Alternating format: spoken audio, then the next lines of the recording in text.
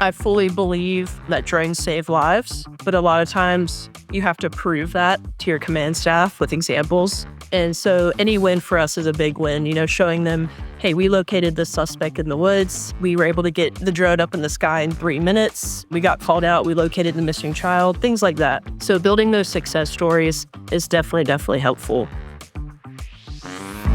Welcome to DroneCast, rethinking public safety one drone at a time, a podcast by DroneSense. We explore real-world applications of drones in emergency response, offering a close examination of evolving trends in drone technology and its impact on public safety. I'm your host, Joe Kearns, Strategic Partnership Manager here at DroneSense. And hey, as you're listening, I'd love to hear from you. Maybe there's a story or a challenge from your own experience that resonates, or is there a topic you'd like me to cover in future episodes? Reach out to us on LinkedIn by searching for DroneCast, rethinking public safety one drone at a time, or visit dronesense.com/DroneCast to share your thoughts. Your feedback helps shape the show, and you might just inspire our next episode.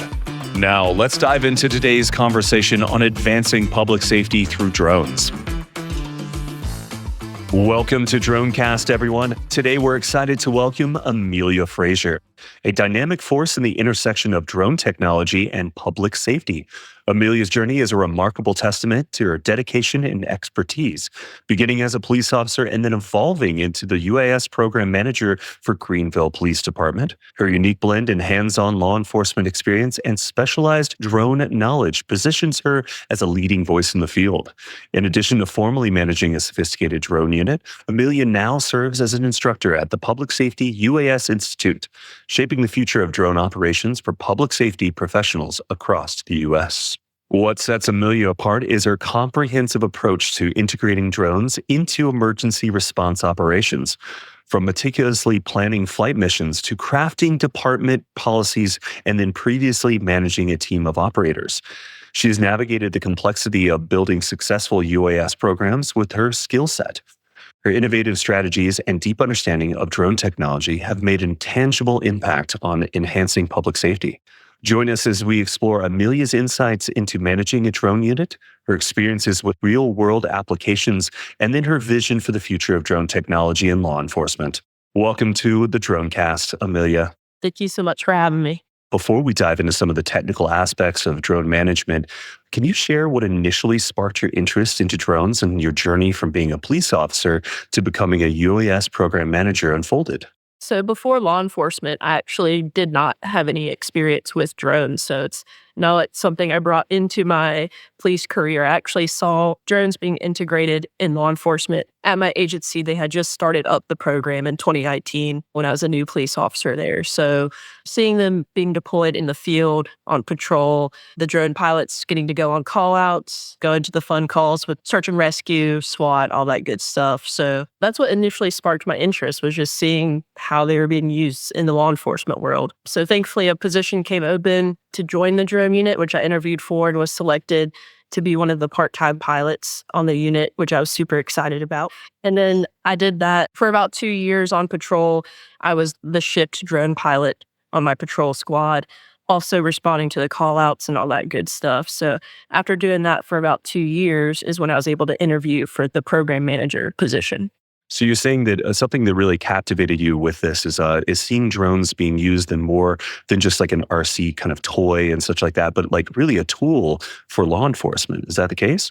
Exactly. We have so many tools available to us in law enforcement that we're trained on and trained with, and now drones is being added to that. But like you said, going from toy to tool, that's a really big shift that we're seeing in public safety as a whole, and kind of having to convince people, whether it's command staff, community members, like these drones are not toys. That's not how we're using them. These are tools on our, so to speak, tool belt that we're constantly training with and we're integrating in our day-to-day operations to keep you, the community members, safe, and to keep us, the officers and personnel, safe as well. So someone that balances this demanding role as a full-time police officer, but then also managing a full UAS program and then teaching drone classes on top of that, how do you manage to keep both fulfilled in these roles and make it also impactful? So I left Greenville PD in October of this year. So after I left Greenville PD as the program manager, I'm now teaching full time with Public Safety UAS, teaching our drone classes, still with public safety. So I still get to work hands on with law enforcement, the fire service, emergency management, all of that good stuff. I can see teaching is really fulfilling and rewarding. As someone that, when I 0 to 100 got into drones, it was kind of like that. And I feel it's almost that student to teacher, and you finally get the mastery and you get to share it and all of that. I think teaching is such a great experience. It sounds like it's the same with you as well. It is. I love the knowledge sharing aspect of it, especially with my background, really quickly going from just a drone pilot on the street to now being the program manager, managing the unit of, 12 to 14 pilots. That was a big learning curve, and I really enjoyed it. Became very passionate about the technology. But in a lot of aspects, I was kind of just thrown to the wolves, so to speak, is like figuring it out. And I think a lot of other agencies, other program managers have that same issue of, we're buying drones, here you go, figure it out type of thing. And it's so much more than that. And I don't want other people to have to figure it out on their own. So I really enjoy teaching, and here are the steps to properly build your drone unit. And in the class I teach, I'm the lead instructor for the search and rescue class. So more of an advanced class, which is really fun to get out there in the field with the students. So let's dive in a little bit further here. Now, when setting up a UAS program, and say at Greenville Police Department, what were some of the most critical initial steps you took to ensure the program's success? And how do you determine particular needs and objectives for your drone unit? And what would you recommend? So just in general, once you figure out what equipment you need and what's going to benefit your department, after that, properly following the FAA guidelines, knowing your airspace is a big one. I see that in classes all the time with the students. They're new to the drone world, and it's easy to forget getting those permissions to fly in the airspace, right? Hey, I did it. I will go ahead and say, I bought a drone. I was like, sweet, I can fly anywhere. And no. Yep. And that's a common misconception. And I think part of that does go back to a little bit thinking of it as a toy, flying for fun, which we're not doing. But even in public safety, just because we're flying for an emergency does not give us automatic approval to put the drone in controlled airspace, right? So that's a whole other conversation that we have to have with the students as well. Like, just because we're pleased, we don't have free reign with the drones either. Like, there's steps that you have to take there to be safe. Totally. And this experience that you've had and being able to share this knowledge of this incredible technology, I could see this really rewarding in your end as well. Now, how did you determine maybe particular needs or objectives for this exact drone unit? Honestly, a lot of trial and error. I wasn't the first program manager, so just seeing what we had been doing with the drone unit before when I was just a member, right? Looking back at what are we doing that's working, what are we doing that's not working, and how can we adjust to make the program better?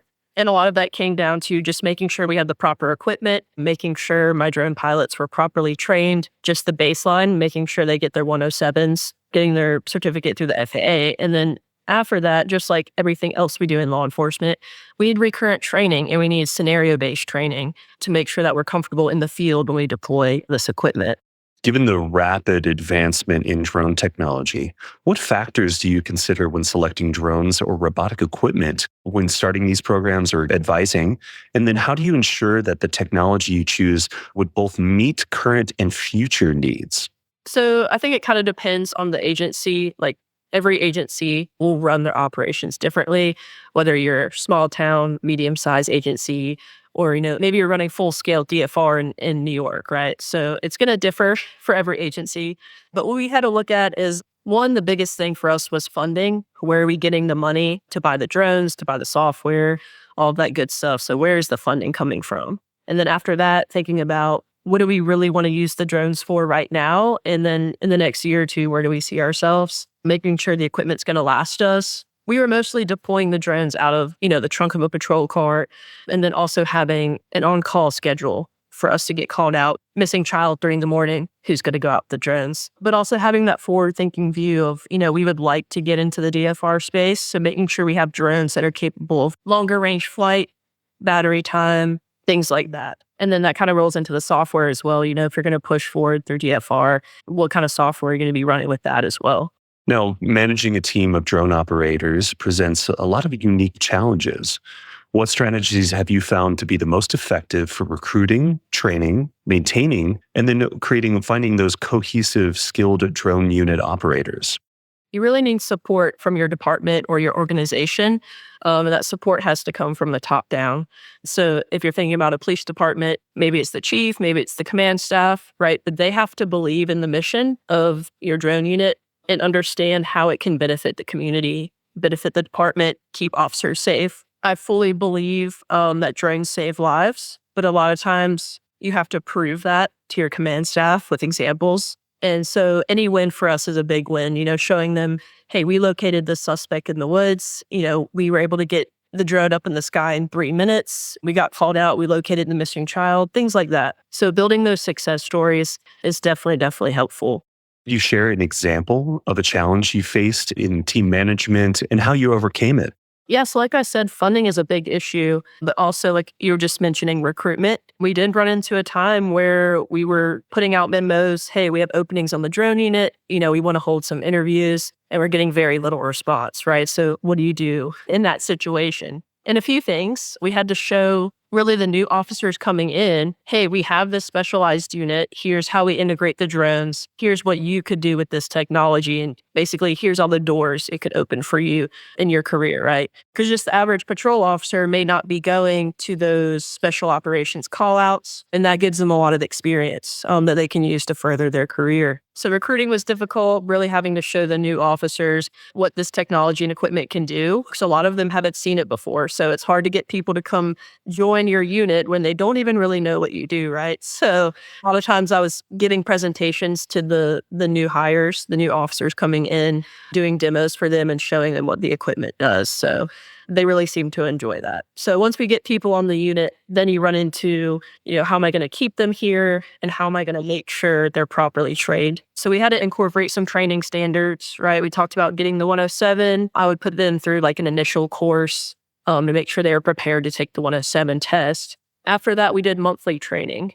And that was a mix of scenario-based training and, obviously keeping up on the FAA regulations, any new drone news that we need to be aware of, things like that. But incorporating the training itself was also difficult. Thinking about a medium-sized agency, staffing's a big issue.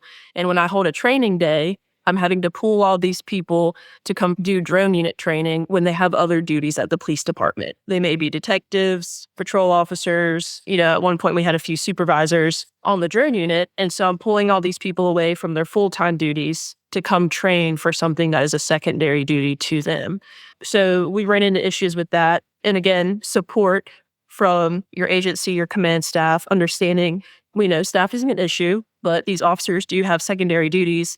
I need them to come train at least once a month. So when you request us to come out, we are comfortable with the equipment and we're going to get the end result that you want us to have. As it evolves and the adoption of drone technology in law enforcement, and let's just say the public safety in general, the training is just like training with a firearm almost. Like you have to have that time. You need to have that hands-on and stick time, flight time, so on. Sure, there can be some online stuff, but it's really valuable to get in front of it. And then just like what you were speaking to, the amount of new information and technology and news that happens in this industry is just wild. And it's a new learn each week.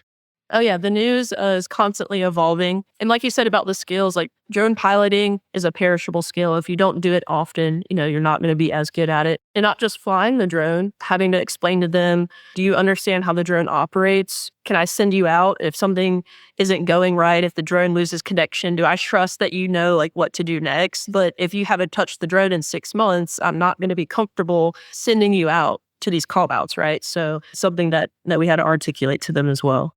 So in context of mission planning, what are some particular considerations or best practices you follow to ensure that drone operators are effective and meet operational goals?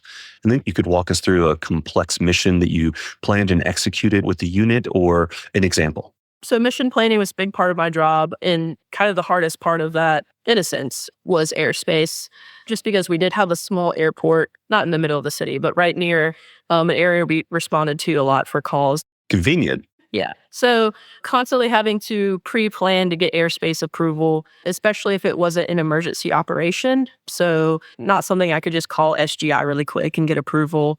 So having to pre-plan, get that LATS request. Also having to explain to other people involved in the mission, like other units at the PD, supervisors, like, hey, and there's certain instances where I can't just put up the drone really quick. So I need you to give me a heads up so I can plan out some things, get the approval, then also get my pilots together, brief them on the airspace that we're going to be operating in, give them a mission brief on what we're being tasked to do, making sure the drones have been updated, make sure they're functioning before we get out there in the field. Oh, firmware update.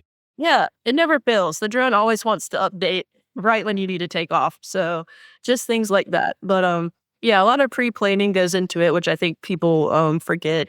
Also making sure we're launching from a safe place. A lot of times we're in uniform. We don't want to be head down looking at the remote, have someone walk up to us. Yeah, that's a unique challenge, right? Like being a drone operator in uniform and then being able to, you also need to be present for a member of the community wanting to come and speak to you. And before this, I was in oil and gas and I would wear the vest to be like, please don't talk to me. I'm flying a drone on the back, right? But that's multifaceted right there. That's interesting to think about. Yeah, I mean, you could be flying the drone, you're completely involved in what you're looking at on the screen, but you can never be like 100% involved in what you're looking at. You have to be aware of your surroundings because, like you said, people could walk up just because they have a question. You don't know why they're walking up to you. We always had multiple officers on scene just for the drone mission itself. You want the drone pilot, the visual observer, and then usually at least a third person there, just for extra security on scene in case people do start walking up. I mean, we've been on missions before where we had a crowd surrounding our launch space, our takeoff landing area for the drone unit doing a SWAT operation, right? And like 10, 20, it started growing, like 30 people start all surrounding us. We're like, okay, we need some other units over here, right? No pressure. Yeah, which is fine. Like, it is what it is. And we knew that could be a possibility. Thankfully, the supervisors of that situation, we made it very clear, and so did they, that the area that we're in, it's very likely that people are going to walk up to us. So knowing that, we brought extra people with us for security on the drone scene, right? But it still happened and ended up being way more people showing up than we thought. So all of that has to go into the pre-mission brief as well. Let's talk about maybe some policies here. So creating comprehensive policies for drone use is critical for compliance and operational efficiency. What are some key components of your department's or past department's drone policies? And how did you go about developing them and implementing these policies in real time? So one of the biggest things we were missing in our policy to begin with was the training requirements. So we had to go back and adding the training requirements to the policy to make sure we were staying on task with requirements of the unit, holding each other accountable, because at the end of the day, we don't want to have to discipline officers for not training or missing training. But if it comes to that, you need to have something to fall back on. It's like every other policy at a police department, right? And we realize, for lack of better words, we can't just keep winging this. We can't just keep making up standards for the drone unit. So adding that into the policy piece is really important for us. And also just basic regulations. What are we allowed to use the drone for? What are we not allowed to use the drone for? And then also with that, incorporating, your basic SOPs for the unit. Now, training. Now, I know effective training is vital for success in any UAS program, and especially the ones that you've created. How do you design, or how have you designed and delivered training programs for your previous teams or for those that you train to train their teams? And then let's dive in a little further and say, what are the most important skills and knowledge areas you would focus on? So I would say the more training you can do with your unit, the better. Again, just from my personal experience, we had a big issue with that because of staffing. We're having to pull people from other places to get them to the drone training. We started out with monthly training, 1 day a month for 5 hours. Because of staffing issue, we had to reduce that to bi-monthly for 5 hours. And we were able to come to that conclusion because our pilots were flying a lot in the field. So they were still getting a lot of active flight time. So we were able to reduce, the amount of training hours. But those 5 hours, we were busy doing area-based training, things like that. My recommendation would be at least once a month, as long as your agency supports that, 5 to 8 hours. Basic flight drills, scenarios, keeping up to date with your FAA regs, things like that. And the more the better. Also, because if something does happen, you don't know, a drone falls out the sky or crash happens, whatever the case may be, you want to have those training records to fall back on to prove to your agency, the community, the FAA that, hey, we are doing the trainings. My pilots know how to operate these drones. And you just want to have that documentation on hand. quick break to highlight whether you're flying, sharing, or managing your drone program, DroneSense has everything you need. It's hardware agnostic, so it works with a variety of drones, sensors, and other hardware, giving you ultimate flexibility. And with the ability to collaborate across agencies securely, DroneSense helps you scale from one drone to 100 plus, supporting you in everything from routine calls to disaster response. To learn more and get started, check out the link in the description. Now, how do you keep those individuals in these programs up to date with the latest advancements in technology and drone tech right now? So that was one of the jobs I had as the program manager, just gathering all that information and data and then presenting that to them on the training days. So just using any resources I have a lot of resources teaching and working with Public Safety UAS. There's a big network of us, of instructors and advisors with that company. We're all always chatting about stuff going on in the drone world. There's a few drone pros that work for us, things like that. Just doing my own research online, keeping up with the FAA, commercial UAV news. I mean, DroneSense, you guys post a lot of stuff online. LinkedIn has become like my best friend. Like I'm telling you, hours on LinkedIn, just catching up on stuff. There's always something going on in the drone world, always. There's a block on my schedule every morning to do exactly that, just so I can be, oh yeah, okay, goodness, and then this advancement or this sanction or so on, right? And then you get sucked down the rabbit hole, right? Like you see something cool and you're like, oh, I need to research that more. Yeah, wait a minute, I'm on professional Facebook right now. I'm getting no, it happens too much, but yeah, and I think you just mentioned that too. Like DroneSense, we do a working group on Fridays, and anyone, come on in, and like it's a common theme that I've heard a lot in these podcasts. From individuals across even the pond and all borders and such, is creating this community that we need to continue creating to share this information and pass it back and forth. And just like you're saying, you're trying to keep your pilots in the field up to date on this stuff. And it's a big community. And that's one of the things I love about it. I love the community. Going back to LinkedIn, I can reach out to anyone on there with a question or whatever the case is. And everyone's very willing to help each other. We all have the same goal: learning, getting better, making public safety better with drones, keeping our community safe. Like everyone's here to just get better and learn more, which is really great. That's the whole point of this podcast, right? So even having things like this podcast would be something I would keep an eye on as a program manager, just to know what else is out there and to learn from each other. Like the other people you've had on the podcast, I could learn something from every single one of them and go incorporate that. So it's really awesome. Well said. That's great. Now, I know you've answered this a bit about when it comes to staffing and recruitment and so on, but are there any other significant operational challenges that you've encountered developing a UAS program or training other ones on developing their own? So your drone pilots themselves have to be motivated. They have to want to be there. They want to have to learn. If it gets to the point where they're just not interested in the technology anymore, or maybe they're advancing in some other area of their career, that is perfectly fine. There's nothing wrong with that. But your pilots themselves have to be eager to learn and eager to want to better themselves. They have to be interested in the stuff you're telling them, talking about what's going on in the drone world, the UAS world, what's going on with the FAA. There's so much going on, right? Me personally, I don't want pilots that I just hand them the remote and they fly the drone every now and then. They don't fully understand what they're flying. They don't fully understand the 107 rules. They're just there maybe because someone told them to be there, or they thought they were interested in it. They got selected and now they're like, I'll fly it every now and then. For me, that's not what I want, because they're not going to help me push the program forward. And I don't want to be dragging people along with me either. I want all of us to move forward as a team. So I think keeping your pilots motivated and interested in this technology is very important. Well said. And yeah, it becomes like a passion project. And I think just listening to you, the same, like we got to experience it once and see it. And we're like, oh, whoa, light bulb, and just ran with it, right? And it's so exciting. Who knows what it's like, what it's going to look like in like a couple months too, or next year. I mean, are we building Skynet? No, I'm kidding. But no, it's just like there's so much happening, and it is really exciting. It's very exciting. I mean, I love it, very passionate about it.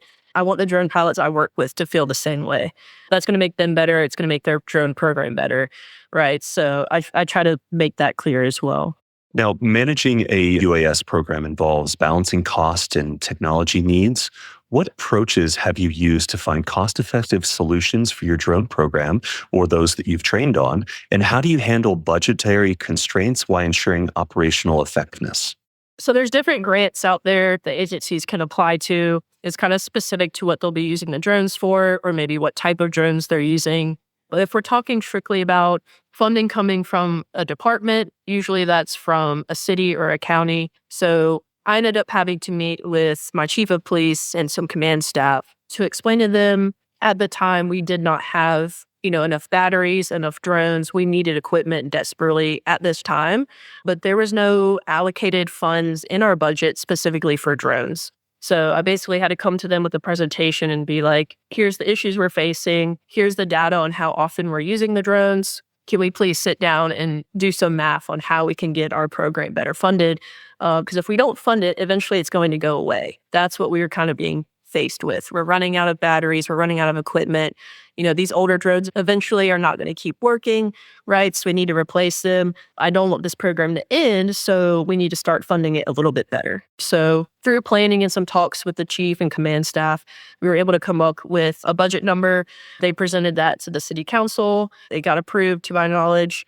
And the number that we came up with was somewhere around $20,000 a year was our goal. So I'm not sure if they're still implementing that, but that's the number we had agreed on at the time. Let's hope more. Yeah, and I say that because everyone's budget will be different. Exactly. And that's really it too, right? It's like particular needs and where this agency is focused and located even in urban environment, or is it wildlands, or is it budgetary constraints for staffing? Like it's complex. It is complex. And I know a lot of people struggle with that. Even when I travel to teach these classes and speak to students, one of the number one issues that across the board, no matter what state I'm in, is funding. The department doesn't want to spend the money on the drones, or they buy one drone but don't buy anything else to support it. We need extra batteries. We need a spotlight. We need a speaker, maybe a backup drone in case something happens to this one so we're not completely out of service. Can't just buy the Crown Vic. It needs gas. It needs a spotlight. It needs all of these things.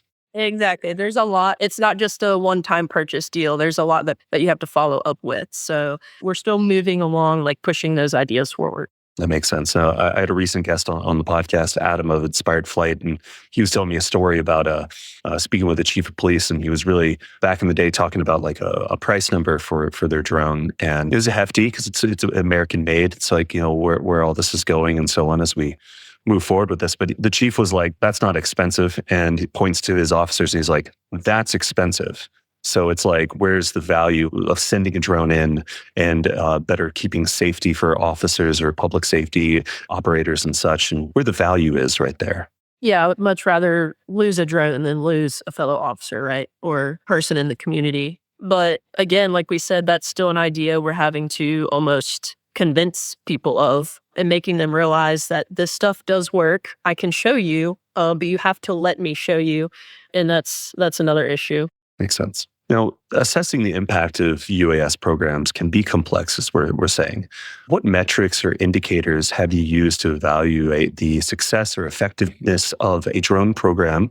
And how do you collect and analyze data to demonstrate the value of a program to stakeholders like you were mentioning?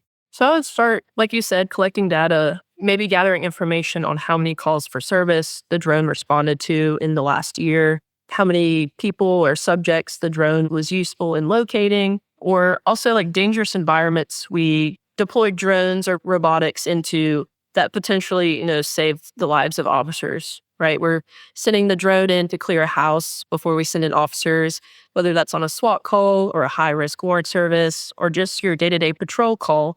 I would rather deploy that drone into the residence than send an officer. As long as we have time, we're able to do so. There's other factors, right? But if we're able to, why not? A lot of times in policing and public safety, I feel like we're always in such a rush, right? And a lot of times we just need to slow down and be like, okay, is there anything going on that's exigent? Do we really need to rush into this house right now or this building, whatever's going on? If not, why not take the extra 5 minutes and put the drone in there or the robot in there or whatever you're working with? Maybe get that Sentinel drone providing aerial and so on, and like at least just being an eye in the sky and such. Yeah, anything like that. So collecting data points like that. How often are we using the drone? How often are we deploying it in certain types of calls for service? How many people have we located? But then on the flip side of that, if you're having issues with funding or support or whatever, maybe highlighting some of the instances that a drone would have been useful, but maybe you don't have one yet, or you don't have the right one, or you ran out of batteries, things like that. But a lot of times, if you can just provide them that data and those stats, that'll speak volumes to your program for sure.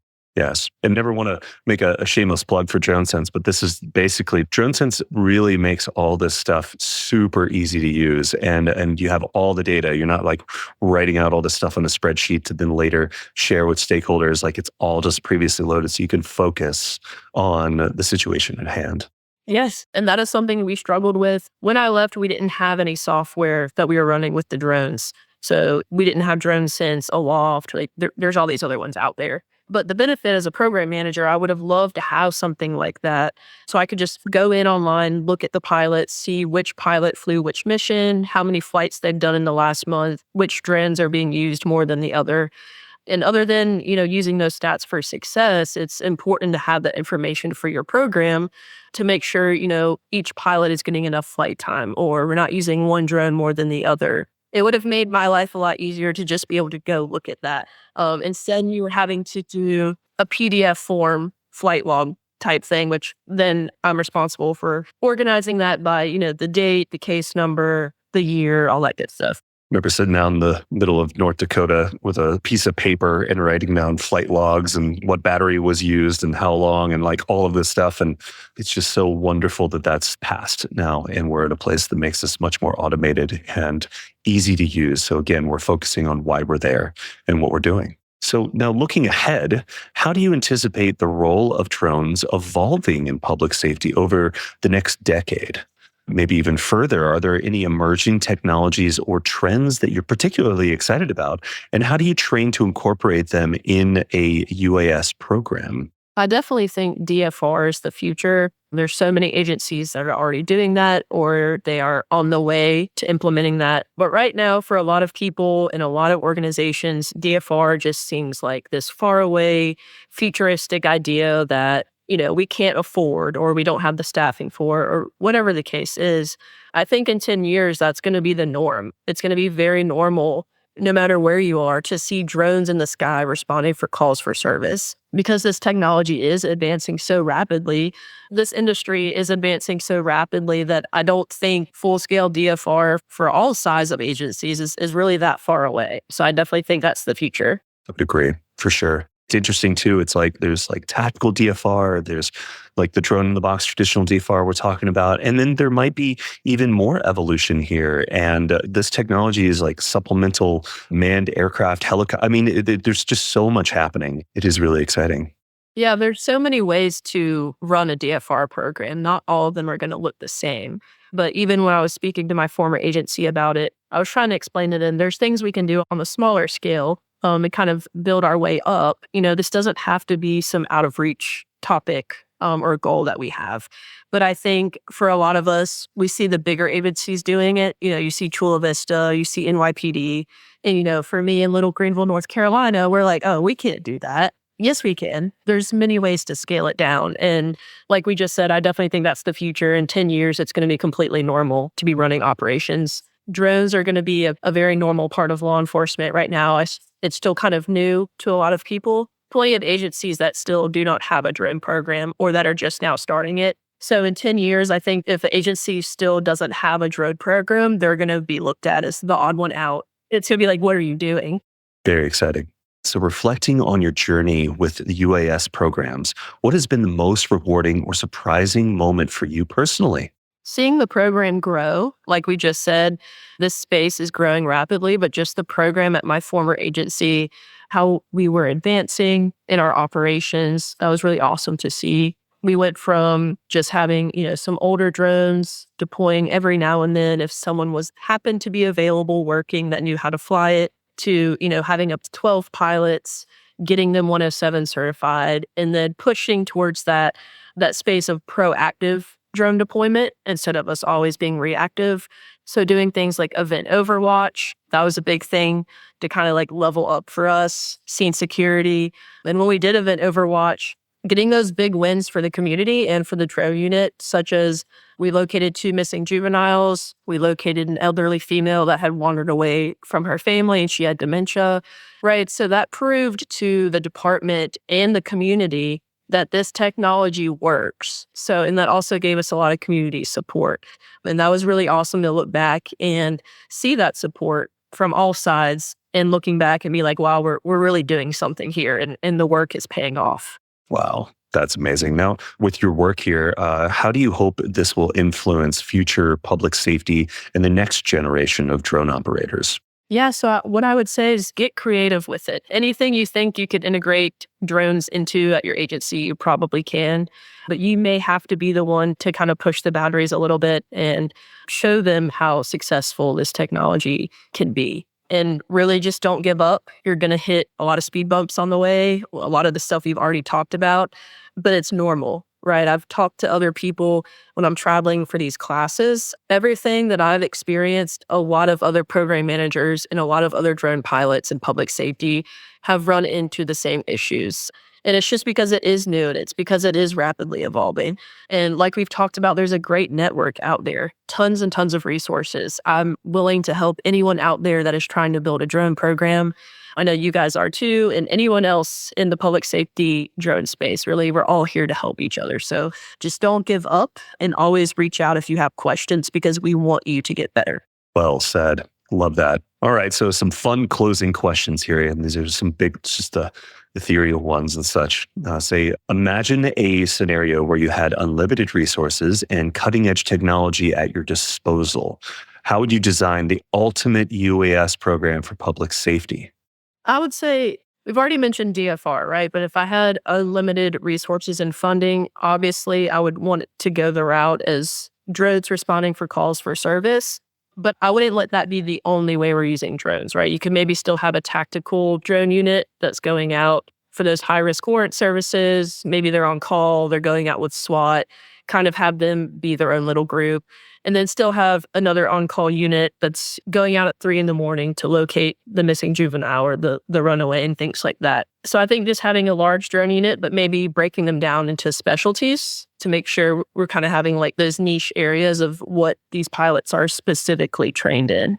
So what groundbreaking capabilities or innovative features would you integrate into revolutionizing emergency response operations?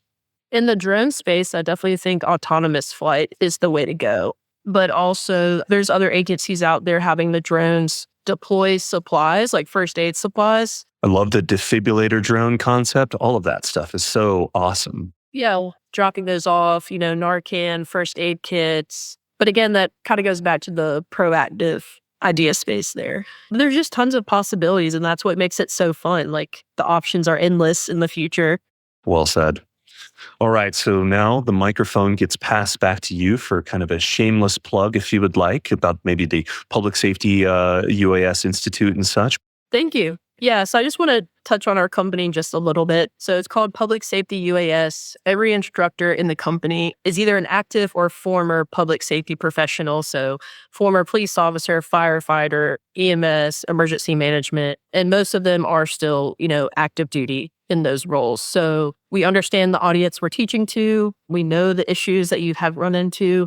But really in the drone space, previously, there's been a lack of quality training and a lack of being taught what is the right way to build a program. And then as you advance, we have a class on your Part 107 prep, which is really basic. We have a class on indoor drone tactics. The one I teach drone search and rescue, drone mapping. And it's really just about getting the proper information skills to our public safety pilots so you don't have to do what me and so many others have had to do and just, figure it out on your own type of thing.